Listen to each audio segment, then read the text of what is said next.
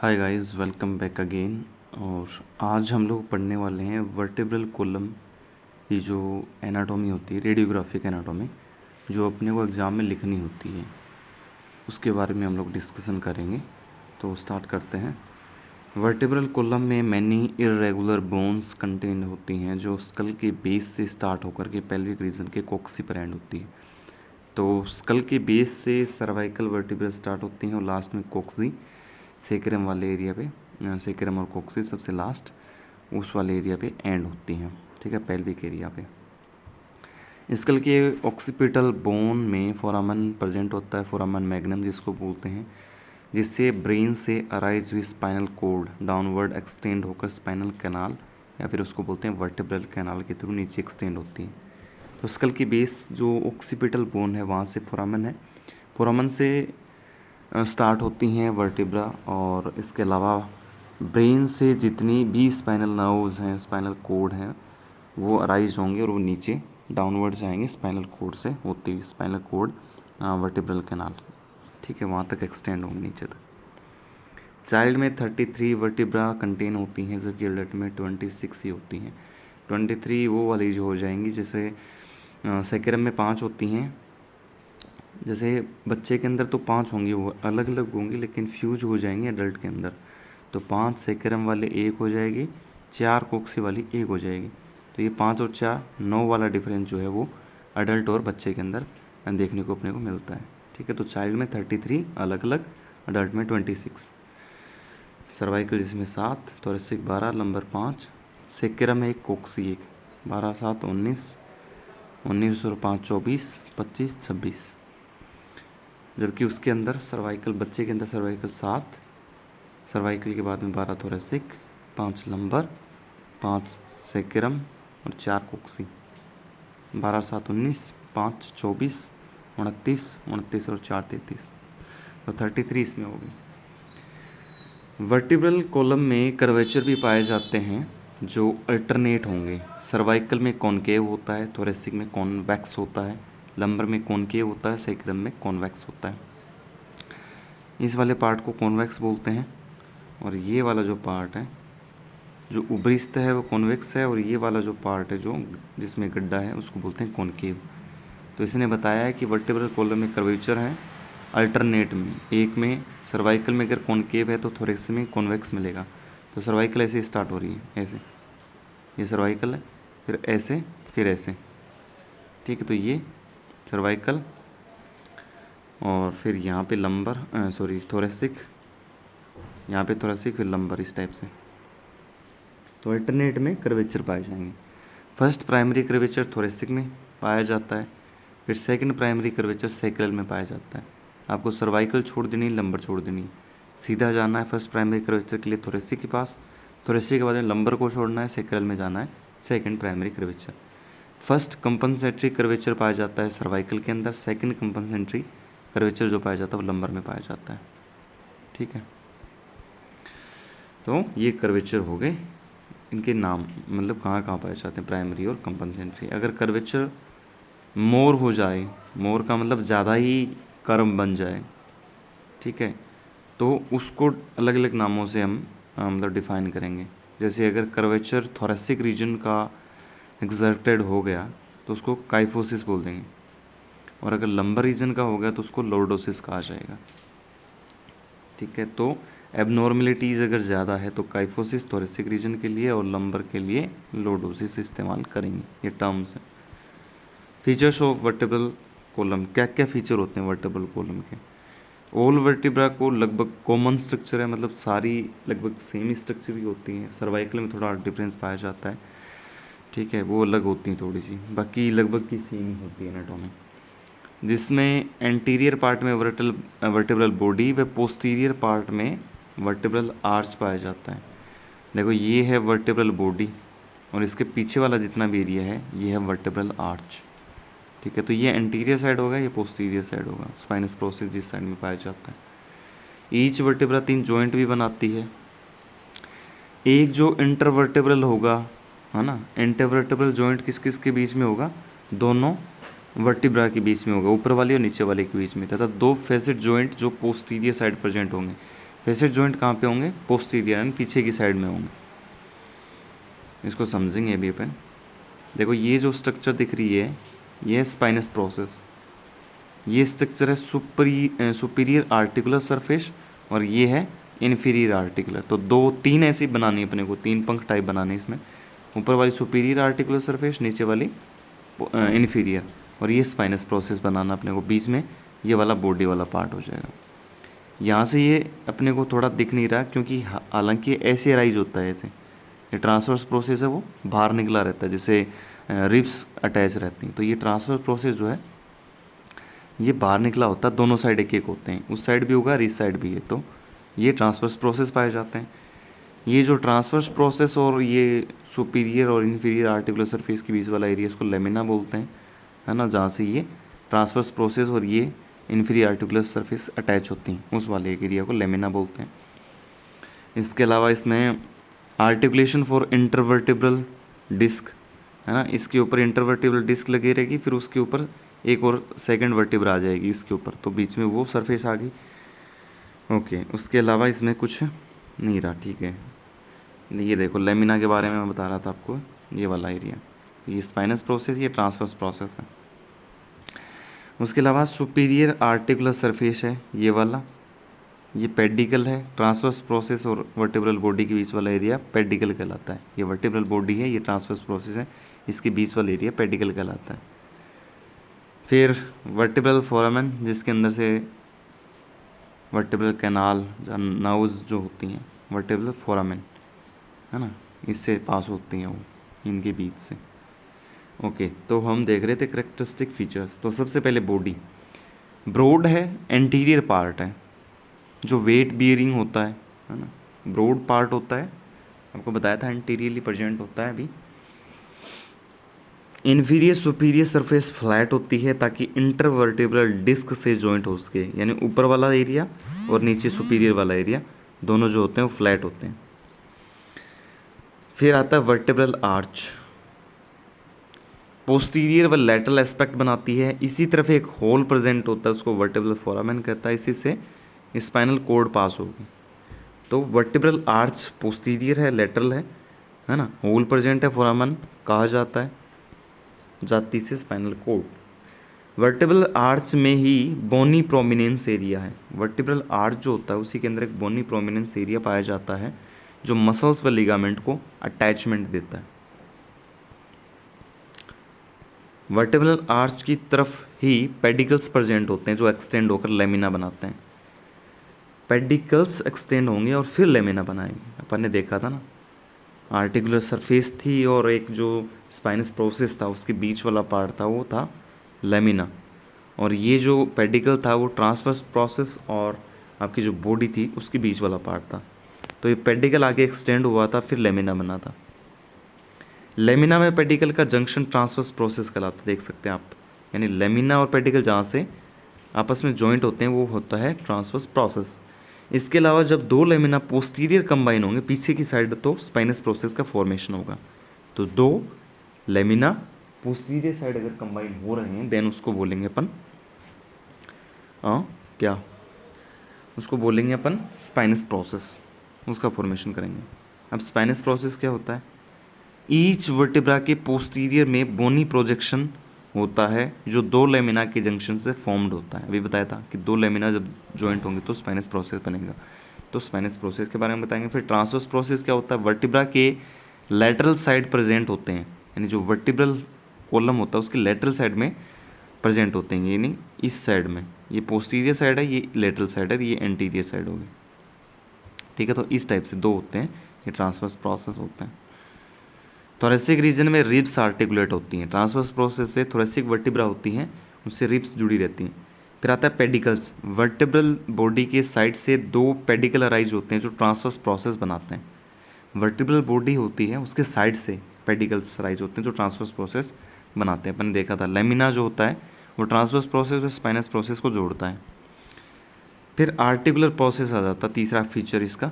दो सुपीरियर दो इन्फीरियर, एक एक ट्रांसफर दोनों साइड में पाए जाते हैं।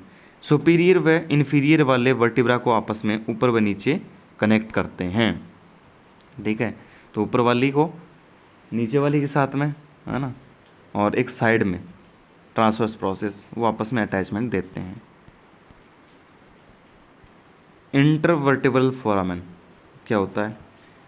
वर्टिब्रल बॉडी की पोस्टीरियर साइड प्रेजेंट होता है इंटरवर्टिब्रल फोरामेन, तथा whole vertebral column spinal cord के लिए स्पेस प्रोवाइड करता है। तो स्पाइनल कोड वहाँ से जाती है वर्टिब्रल फोरामेन से। कई बार इंटरवर्टिब्रल डिस्क में इन्फेक्शन होने से, स्पाइनल कोड पर प्रेशर पड़ने से या नर्व में सीवियर पेन कूज कर सकता है ना। इंटरवर्टिब्रल डिस्क में अगर इन्फेक्शन हो गया तो स्पाइनल कोड के अंदर प्रेशर पड़ेगा, और प्रेशर पड़ेगा तो नर्व्स यहाँ से प्रेशराइज हो जाएंगे, तो उससे वो पेन कर सकता है, सीवियर पेन कर सकता है। देन इंटरवर्टिब्रल डिस्क आती है जो दोनों को आपस में जोड़ती है, दो वर्टिब्रल बॉडी को जोड़ती है। फाइब्रोकार्टिलेज इंपॉर्टेंट है, फाइब्रोकार्टिलेज से बनी होती है जो दो वर्टिब्रा को आपस में सेपरेट करती है। फाइब्रोकार्टिलेज से बनी होती है ना। ये फाइब्रोकार्टिलेज वाला पार्ट जो है वो आपकी एक जगह और पाया जाता है, और वो पार्ट है अपना जो ये पेल्विक वाला एरिया होता है, प्यूबिक सिम्फाइसिस वाला जो जॉइंट होता है, वहाँ पे भी फाइब्रोकार्टिलेज वाला जॉइंट पाया जाता है। ठीक है, तो यहाँ भी ये है और वहाँ भी। तो हल्की हल्की मूवमेंट हो सकती है इसके अंदर। तो बेबी ब्रेथ होता है जब, तो उसके दौरान थोड़ा सा उसके अंदर मूवमेंट होता है प्यूबिक सिम्फाइसिस वाले एरिया में। ये कुशनिंग इफेक्ट प्रोवाइड करती है तथा शॉक एब्जॉर्बर की तरह एक्ट करती है। तो वर्टिब्रल कॉलम के अंदर जो इंटरवर्टिब्रल डिस्क पाई जाती है वो शॉक एब्जॉर्बर की तरह काम करती है, कुशनिंग इफेक्ट प्रोवाइड करती है। और सबसे इम्पोर्टेंट बात, सर्वाइकल 1 और सर्वाइकल 2 एटलस और एक्सिस के बीच में इंटरवर्टिब्रल डिस्क नहीं पाई जाती, एब्सेंट होती है। इंपॉर्टेंट है, वाइवा वगैरह में पूछ सकते हैं। अब जॉइंट कौन कौन से होते हैं वर्टिब्रल कॉलम के अंदर? वर्टिब्रल कॉलम के बिटवीन पाए जाने वाले जॉइंट्स में स्लाइटली ही मूवमेंट हो पाती है एम्फी आर्थ्रोडाइल टाइप का मूवमेंट, जिसमें हल्की हल्की मूवमेंट होती है। सिन आर्थ्रोडाइल, एम्फी आर्थ्रोडाइल ना, उस टाइप से। तो एम्फी आर्थ्रोडाइल हल्के मूवमेंट इसके अंदर पाए जाते हैं। साइनोवियल लास्ट फिर रेस्पिरेशन की ड्यूरिंग रिब्स के मूवमेंट के साथ थोरेसिक रीजन की वर्टिब्रा में मूवमेंट करती हैं। ठीक है, तो ये उसी की वजह से हो पा रहा है कि रेस्पिरेशन के दौरान जब थोरेसिक वाली मूवमेंट कर पा रही हैं। जाइग एपोफिशियल जॉइंट कौन सा होता है? वर्टिब्रा के जो 4 सरफेस हैं या प्रोसेस हैं उनके बीच में वाले जॉइंट जो होते हैं जाइग एपोफिशियल जॉइंट कहलाते हैं। दोनों प्रोसेस हो गए ना उनके बीच में। फिर आता है coastal joint. Ribs vertebra body के ट्रांसवर्स प्रोसेस के साथ आर्टिकुलेट होती हैं, ये जॉइंट कोस्टल जॉइंट कहलाते हैं, है ना। कोस्टल कार्टिलेज से समझ सकते हैं, कोस्टल कार्टिलेज से रिब्स जुड़ी होती हैं, तो इसलिए फिर इसको ऐसे करेंगे कि अपन कोस्टल जॉइंट कैसे बताएंगे कि रिब्स और ट्रांसवर्स प्रोसेस के बीच में जो आर्टिकुलेशन होता है उससे बनता है। ओके, अब है सर्वाइकल स्पाइन की एनाटॉमी, अलग अलग पढ़ रहे हैं अपन। तो सर्वाइकल स्पाइन में देखो यहाँ पे C1 और C2 का जॉइंट दिखाया गया है। ठीक है, नीचे वाला C2 है, बॉडी है, और एटलेंटो एक्सियल जॉइंट, एटलस और एक्सियल के बीच में जो जॉइंट बनेगा उसको बोलते हैं atlanto axial joint. Anterior arch है, ओडेंटोइड प्रोसेस है। ओडेंटोइड प्रोसेस है वो किसके लिए होता है? C2 के लिए होता है, लेकिन जो बच्चे में होता है, बेबी में, सॉरी ब्रथ से पहले एम्ब्रियो के अंदर, वो आपका C1 के साथ होता है। मतलब जब ब्रथ होता है उसके बाद जो है वो C2 में चला जाता है, लेकिन ओडेंटोइड प्रोसेस ब्रथ से पहले C1 के पास होता है, मतलब उसका पार्ट होता है। फिर ये ट्रांसवर्स प्रोसेस है एटलस का, दोनों साइड में निकले हुए हैं। ठीक है, टोटल 7 सर्वाइकल वर्टिब्रा में C1 व C2 के स्पेशल फीचर हैं। C1 को एटलस कहा जाता है, जो ग्रीक गॉड के नाम से लिया गया। ग्रीक गॉड वर्ल्ड को अपने शोल्डर पर लिए हुए हैं। अगर आपने एटलस बाइसिकल देखी है तो उसके ऊपर एक लोगो लगा रहता था, है ना, उनका मार्किंग, तो उसके अंदर दिखाया गया था। तो ग्रीक गॉड है वो वर्ल्ड को, अपने पूरे वर्ल्ड को अपने शोल्डर पे लिए हुए थे। तो क्योंकि सर्वाइकल फर्स्ट जो है वर्टिब्रा वो हेड को अपने ऊपर लिए हुए, इसलिए उसको एटलस बोला गया है। C1 में कोई एंटीरियर बॉडी नहीं होती, केवल एंटीरियर आर्च होता है। तो अपन ने देखा था कि एंटीरियर आर्च बोल रहा था, अभी एंटीरियर बॉडी बोलनी थी, क्योंकि और वर्टिब्रा में तो ऐसी होती है, लेकिन यहाँ पे एंटीरियर आर्च बोला गया है, इस वजह से इसमें बॉडी नहीं होती। C1 के साथ ऑक्सीपिटल बोन ऑप्टिकल जॉइंट बनाती है जिसे एटलैंटो ऑक्सीपिटल बोन कहा जाता है। तो ऑक्सीपिटल बोन स्कल की होगी, वो बनाएगी जॉइंट इसके साथ में। सिट्टू को ओडोंटोइड प्रोसेस C1 के साथ आर्टिकुलेट होगा। सिट्टू का जो ओडोंटोइड प्रोसेस है वो जाएगा C1 के साथ में, तथा ये सुपीरियर बॉडी से फॉर्म होता है। सुपीरियर मतलब ऊपर वाले पार्ट से, बॉडी के सिट्टू के ऊपर वाले पार्ट से। एम्ब्रियो किस में ओडोंटोइड प्रोसेस एक्सिस का पार्ट ना होकर एटलस का पार्ट होता है, लेकिन ब्रथ के बाद ये एक्सिस का हो जाता है। ये बात मैंने आपको बताई थी अभी। ओडोंटोइड प्रोसेस C1 एटलस से आर्टिकुलेट होकर एटलेंटो एक्सियल जॉइंट, और ये पाइवट जॉइंट का टाइप है, जिसमें साइनोवियल के जो टाइप होते हैं ना उसमें पाइवट जॉइंट का टाइप होता है, तथा ये केवल वन डायरेक्शन में मूवमेंट कर सकता है, flexion extension type. Atlanto occipital flexion extension, हाँ ठीक है। एक्सिस को रिंग बोन भी कहा जाता है, सेकंड है रिंग बोन, याद रखना। Facet for articulation with occipital condyle, occipital यहाँ से जुड़ेगी, ठीक है। ये पेडिकल है, पेडिकल वो वाला पार्ट होता है जहाँ से ट्रांसवर्स प्रोसेस राइज होता है, तो ठीक है। Facet for articulation with odontoid process, ये वाला जो पार्ट है ये फेसेट है आर्टिकुलेट होने के लिए ओडोंटोइड प्रोसेस के साथ में। C3 से C6 तक वर्टेब्रल बॉडी में केवल ट्रांसवर्स प्रोसेस ही अराइज होगा, उसमें ट्रांसवर्स फोरामिना भी कंटेन होगा, जिसमें स्पाइनल नर्व्स आर्टरीज पास होंगे। तो ट्रांसवर्स प्रोसेस के पास में ट्रांसवर्स फोरामिन भी होता है, हल्का सा छोटा सा दोनों साइड में, उससे नर्व्स या आर्टरीज पास होती हैं। C1 और C2 को रेडियोग्राफी में व्यू करने के लिए ओपन माउथ प्रोजेक्शन किया जाता है, जिसमें वाटर भी हो सकता है या नॉर्मल ओपन माउथ व्यू हो सकता है। थोरेसिक वर्टिब्रा की एनाटॉमी कैसी होती है? टोटल 12 थोरेसिक वर्टिब्रा होती हैं, अपर 4 स्मॉलर साइज की, जबकि नीचे वाली लार्ज व टिपिकल होती हैं। T5, T6, T7, T8 को टिपिकल माना जाता है। लोअर लंबर वर्टिब्रा जैसे फीचर रखती हैं। तो इसमें दिखाया गया है, ये थोड़ा बना सकते हैं, ट्रांसवर्स प्रोसेस, फिर नीचे स्पाइनस प्रोसेस, नीचे से राइज होता है, ये लेटरली राइज होते हैं। फेसेट फॉर रिब आर्टिकुलेशन, यहाँ पे छोटे छोटे मार्किंग बनी हुई है, ये रिब आर्टिकुलेशन के लिए फेसेट होती हैं। स्पेस फॉर इंटरवर्टिबल डिस्क दोनों के बीच में, और इन्फीरियर आर्टिकुलर सरफेस, सुपीरियर दिखाना चाहे तो दिखा सकते हैं। रिब्स आर्टिकुलेशन के फेसेट ट्रांसवर्स प्रोसेस पर मौजूद होते हैं। ईच थोरेसिक वर्टिब्रा रिब के एक पेयर से आर्टिकुलेट होती है। थोरेसिक वर्टिब्रा जो होती है वो दोनों साइड से, क्योंकि जो रिब होती हैं वो दोनों साइड जाएंगी, ठीक है। ये अपनी वर्टिब्रल बॉडी है, ट्रांसफर प्रोसेस से दोनों साइड एक एक रिब जाएंगी, ठीक है। तो एक एक फेसेट हो गया दोनों साइड में। कोस्टो वर्टिब्रल जॉइंट बनाती है, मैंने आपको बताया था कि कोस्टल जॉइंट इसके साथ बनता है, रिब्स के साथ में। रिब्स आर्टिकुलेशन के लिए फेसेट T1 से T12 तक प्रेजेंट होते हैं, है ना, सारी थोरेसिक के अंदर, क्योंकि 12 दूनी 24, अपनी 24 होती हैं रिब्स, इसलिए फिर 24 के 24 के साथ चाहिए अपने 12 बार। टोपोग्राफिक लैंडमार्क के अंदर मस्टोइड प्रोसेस C1 या फिर एक्सटर्नल अकोस्टिक मेटस से 1 इंच बिलो। मस्टोइड प्रोसेस की अगर लैंडमार्क देखें तो वो कहाँ पर पाया जाता है? सर्वाइकल फर्स्ट या फिर EAM से 1 इंच बिलो। एंगल ऑफ जो गोनियन जिसको बोलते हैं वो C3 पे पाया जाता है। एंगल ऑफ जो का मतलब ये होगा कि जहाँ से अपनी बॉडी और रेमस जो अलग अलग होते हैं मैंडिबल के, उसको बोलते हैं angle of jaw. Thyroid cartilage Adam apple जिसको बोलते हैं वो होता है C5 से C6 वाले एरिया पे। स्पाइनस प्रोसेस C7 या T1 पे। जिगलर नोच of sternum T2 T3, sternal angle T4 T5 और जीफोइड प्रोसेस होता है T9 T10 पे होता है। ये लैंडमार्क आपको लिखना है। फिर लंबर वर्टिब्रा पे आते हैं, तो सेम वही है, सुपीरियर आर्टिकुलर प्रोसेस है, फिर एक नीचे इन्फीरियर आर्टिकुलर प्रोसेस है, दोनों साइड में एक ट्रांसवर्स प्रोसेस है, पीछे पोस्टीरियर स्पाइनस प्रोसेस है, और बीच में सॉरी इंटीरियर बॉडी है।